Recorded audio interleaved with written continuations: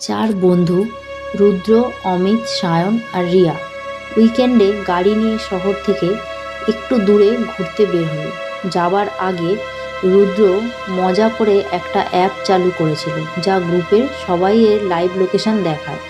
হাইওয়ের মাঝপথে গাড়ি থামিয়ে সবাই নামলো, চা খেলো। হঠাৎ অমিতের চোখ পড়ে ফোনে।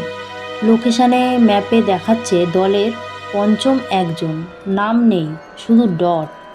আর সেই ডট তাদের থেকে মাত্র 30 মিটার দূরে নড়ছে। প্রথমে ভাবলো অ্যাপের কোনো সমস্যা, কিন্তু রুদ্র দেখলো ডটটা ধীরে ধীরে তাদের দিকে এগিয়ে যাচ্ছে। রিয়া বলল, আমরা তো কেউ অ্যাপের লিঙ্ক শেয়ার করিনি, মানে বাইরে কেউ তাদের লাইভ লোকেশন পাচ্ছে না, তাহলে এই পঞ্চম ডটটা কিভাবে এলো?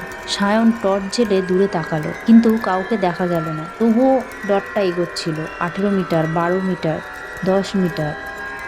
চারজন গাড়িতে উঠে দরজা বন্ধ করতেই ডটটা একদম গাড়ির গায়ে এসে থামলো। গাড়ির বাইরে তখন সম্পূর্ণ নীরব, কেউ নেই, কোনো পদধ্বনি নেই, শুধু একবার টুক করে গাড়ির কাছে টোকা দেওয়ার শব্দ।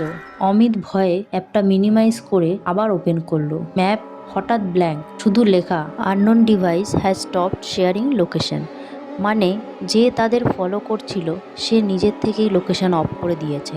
মেসেজের নিচে একটা শেষ line, don't worry, you took the right turn this time. চারজন একে অপরের দিকে তাকিয়ে বুঝলো ওদের ফলো করা লোকটা খারাপ ছিল না। কেউ ছিল কিন্তু দেখা যায়নি। তবে একটা জিনিস নিশ্চিত, যে ওদের কিছু একটা থেকে বাঁচিয়েছিল। কিছুদিন পর ওরা খবর দেখে জানতে পারলো ওখানে একটা বড় রোড অ্যাক্সিডেন্ট হয়েছে এবং সেখান থেকে ওরা খুব বাঁচা বেঁচে গেছে।